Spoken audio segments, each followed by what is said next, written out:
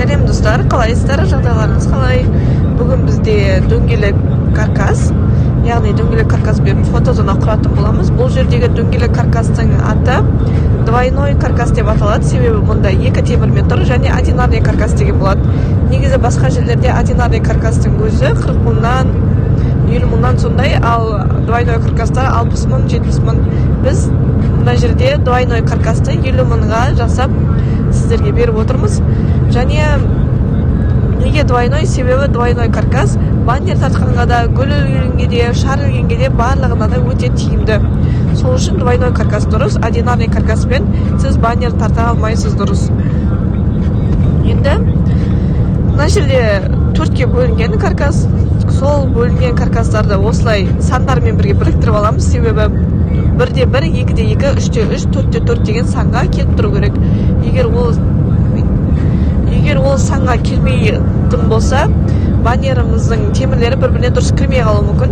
Солай сандарын келтіріп кіргізген соң ортасында шүріп бар. Сол шүріпті жақсылап, қаттылап бұраймыз. Бұраған кезде егер дұрыс бұрамайтын болса, біздің стойкамыз кішкене бос болып қалады, немесе жаңағы ойнап тұрады деген сияқты ғой. Сол үшін осылай дұрыстап бұраймыз және аяқтарын саламыз. Аяқтардың өзін жаңа көрдіңіздер, екі темір тұр, сол екі темірге аяғының өзінің темірі іші бос, сол жерге кіргізе қоямыз аяғын. Жолдасын тағы да тексеріп қарап жатыр шүрпін бәрін. Және мына жерде баннерді жайып, негізі бізде баннерді ровно 2-де 2, негізі бұйырса ертең осы жерін дұрыстап қараңдар, сіздерде 2-де 2 каркас барған соң баннерді 2-де 10 қылып, или 2-де 8-де 2-де 8 қылып шығарасыздар. Сосын баннерді жерге төсейсіздерде үстіне жаңа дөңгелек каркаста аяқтарын алып тастап қоюға болады баннердің. Сосын барып жерден ақ хомутпен тартып тастауға болады. Ол үшін бірақ бізде баннер үлкен болу керек. Бізде қазір баннер үлкен емес, баннер ровно болғандықтан біз жаңа каркасты тұрғызып қойып барып баннерді тартып жатырмыз. Түсіндіңіздер ме? Баннерді дәл осылай мына беті жылтыр жағын жерге қаратып төсейміз баннерді. Сосын үстіне каркасты қоямыз. Екі аяғын алып тастасақ, жаңа дөп-дөңгелек болып тұрды ғой, солай екі аяғын алып тастап, дөп-дөңгелек күйінше баннердің үстіне қойып, сосын айналдырып хомут тартып шығуға болады. Бізде оған баннер жетпейді, себебі бұны бізде ескі баннер болғандықтан, каркасымыз жаңа каркас болғандықтан екеуі бір-біріне размер келмейді. Сол үшін біз осылай тұрғызып қойып, размерін келтіріп жатырмыз. Сосын жолдасым мұнда деген хомутты барынша тартып жасап жатыр, несін сол жағын. Оң жағын мен кішкене қалдырып жатырмын, себебі баннер кішкентай, сол үшін біз оң жағына шарып өбіз. Оң жағына шарып өтім болғандықтан сол жерді әдейі ашық қалдырдым. Мына жерде жолдасым тартқанда хомутты артындағы екінші темірге тартып жатыр. Менде баннер кішкентай болған соң алдыңғы темірге тарттым. Егер сіздерде бұйырса стойка баратын болса, 2-де 2 стойка баратын болады. Және де сіздер 2-де 8 или 2-де 10, тіпті 2-де 10 қылып шығарсаңыздар да болады. Солай шығарып, хомутпен артындағы темірге тартсақ болады. Енді мына жерде қарасаңыздар, барынша тартып жатыр. Хомутты негізі жақсы тартатын болсаңыздар, басында баннеріміз сызық-сызық болып тұрады. Бүкіл сызықты барлығын жоқ қылып тастайды. Каркастың өзі де сондай күшті тартуға арналған каркас. Қарап тұрсаңыздар, уже түп-түзу болып қалды. Және қазір соңында тағы да қолмен бұрап, жаңа баннерімізді тағы да нелерін, хомуттарын келістіріп шығатын боламыз. Осы жерлерін қарап тұрыңыздар. Баннер мүлдем бос болып қалмау керек қой сіздерде. Прям надежный потолок сияқты тартылып қалу керек бетінде. Мынаның өзінде біз әлі дұрыс тартылған жоқ. Тартылды негізі, бірақ сонда да соны тағы бір тексеріп, тағы да баннерді тартып шығатын боламыз.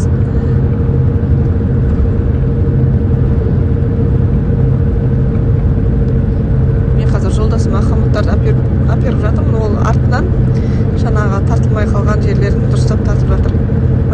Мен қазір артқа қарай итеріп жатыр баннерлерді артқа қарай күшпен итеріп, хомутты сол итерген жерлерге тартып жатыр. баннердің бәрін істедік, артқа тарттық, қолмен барынша жаңағы қисайған жердің бұрыштарын қолмен келтіріп бұрап, сосын тағы да қамытпен тартып тастауымызға болады. Міне осылай. Және ана жері кішкене дұрыс емес сияқты болып тұр маған, сол үшін тағы да сол жерге қамытпен тартқылап жатырық.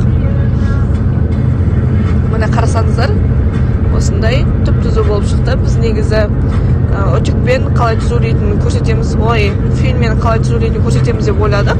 Бірақ ескі баннер сондай, бірақ әдемі қылып тартқаннан кейін бұл уже сызықтардың барлығы өзі-ақ кетіп қалды. Сол сияқты кішкене сызық түссе, уайымдаудың ешқандай керегі жоқ.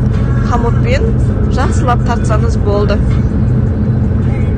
Және надежный потолок сияқты тағы да жаңағы темірді қолмен күшпен айналдырып баннерді тартып, тағы да қамытты өз андай баннерді тартқан сайын қамытты қысып отыру керек қой, қамытты қысып отыру керек, өйткені қамыт бір қыста ары қарай жібермейді мүлдем.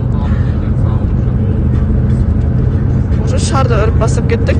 Сосын мына жерде біз тексті одан кейін барып жабыстырып тұрмыз, өйткені фенмен кептіретін болсақ, тексті жаңағы бұрыс қалуы мүмкін текстарыңыз. Сол үшін біз бірінші баннерді фенмен жаңағы түзулейміз, сосын барып үстіне текст жабыстырамыз деп, осы жолы бетіне тексті дайындап жабыстырмай, тек қана дайындап қана алып келдік. Қазір сосын мына дизайнда мынандай кішкентай нелер жоқ, кішкентай шарлар жоқ. Барлығы да қатты үлкен де емес, қатты кішкентай да емес, средний қылып үріп, соларды бір-біріне қосып жатырмыз. Мына жерде сосын ондай қатты көп шарда кеткен жоқ.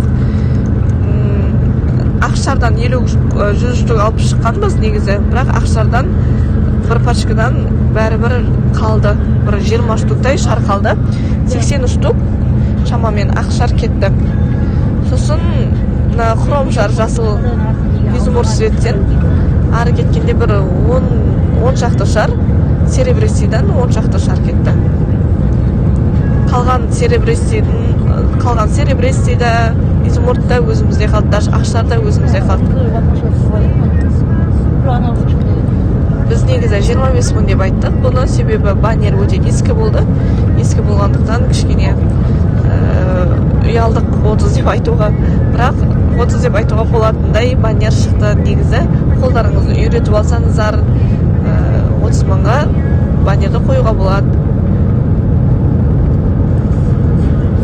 Сосын көбінесе сіздер реклама жасаған кезде мен өзім бағам негізі арзан, фотозонан арзанға жасаймын. Сіздер дәл мен қойған баға емес, одан 5 мың теңге жоғары қоюыңызға болады. Бірақ ең бірінші сіз бастаған кезде, мысалға 35 мыңның баннерін 30 мыңға жасағаныңыз дұрыс. Мысалы клиентке мына баннер қаншадан дейтін болса, сіз негізі 35 мыңның баннері қазір бізде скидка жүріп жатыр, 30 мың теңгеден брондап алсаңыз болады деген сияқты сөздермен заказдарды алып алуға болады. Солай әбден қолыңыз үйренгеннен кейін уже бағаларын жайлап қымбаттатасыз. Бізде кішкене аудан болғандықтан баға арзан. Негізі Орал қаласының өзінде бұл баннерлер 35 мың, 40 мың теңгенің баннерлері. Ал мұнда 25 мың. 25 мың болғанда біз айттық, баннерді өзіміз, ақ баннерді өзіміз алып кетеміз деп. Баннер сізде қалатын болса 30 мың болады деп. Сосын ол кісі баннер маған керек емес деген сияқты 25 мыңға келісті. Енді шарды көрдіңіздер. Мынаны шарға орамаймыз, шардың арасындағы жіпке айналдырып алып, сосын артындағы темірге тартамыз. Мен мұнда шарды ұстап тұрдым жаңа, сосын видеоға дұрыс түспей қалды осы жерлері. Бір 4 жерден тарттық, ең басынан, сосын екінші, үшінші, төртінші жерден тарттық. Осылай. Енді текст. Тексті біз уже кесіп алып келдік, монтажға алып келдік және. Мынаны қарасаңыздар, тез қаратады, жолдасым ешқандай қиналмай, жазуды тез қаратады, тегін жаңағы артындағы қағазын жұлып ала салады. Осылай алсаңыздар, өте тиімді негізі.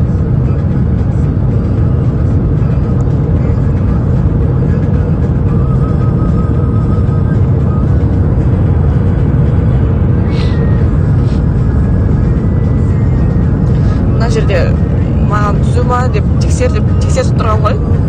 соған түзу деп айтсам сенбей, қазір ол жер енді видеода жоқ, сенбей өзі тексеріп сосын барып жабыстырып жатыр. Себебі менде сондай бір не бар, неге өйтетінімді қисық болып тұрса да иә түзу жабыстыра бер деп қисық қылып жабыстырып тастаймын. Қаншама фотозонаны солай қисық кетіп қалды. Соған бүгін маған сенбей өзі тексеріп қарап еді, оказывается түзу екен. Енді ешқандай да ауыстырмай соны жабыстырып жатыр. Маған сөйлеп жатыр, сен үнемі қисық деп айтасың, сосын дұрыс болмай қалады деп мына жерде. Оның бәрін алып тастадым дейсің.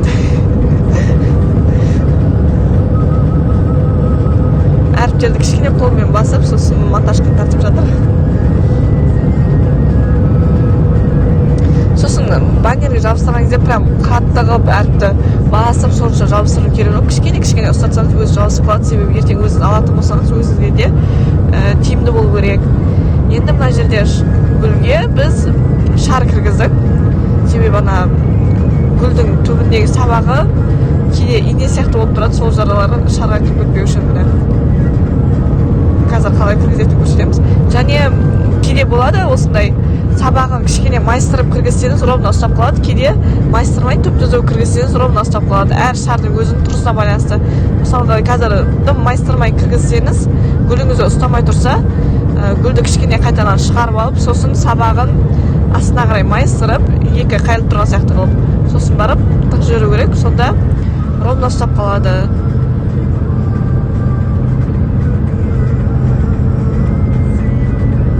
Біз жасаған жұмысымыз барлығын изумруд қылып жасадық. Сол изумрудқа келетін қылып, мұнда қыздың камзолы, жаңағы тақиясы бәрі осындай изумруд түс. Сол үшін фотозонада изумруд прям күшті болады. Бұйырса ертең фотожут күтеміз. Мына жерде жолдасым көрдіңіздер ме, майыстырып жерді. Ана түп-түзу болып тұрған соң. Ана жерге тыққанда кішкене бос екен, уже қай жер тығыз, сол жерге шарды гүлді итеріп жерді. Бірандай тығыз бір жерін тауып алып соған кіргізіп жіберсеңіз, гүл тұра береді, ешқандай да құламайды, ештеңе істемейді. Бізде осындай нежный, әдемі, күшті фотозона дайын болды. Бұйырса суретін барлығын сіздерге телеграмға салатын боламыз, сол жерден алып рекламаға қоюларыңызға болады. Және клиенттермен де күшті сөйлесіп үйренсеңіздер, клиенттердің өздері сіздерге тапсырыс беретін болады. Ең арзан және ең жылдам түрде осы айда сіздерге скидкамен деген сияқты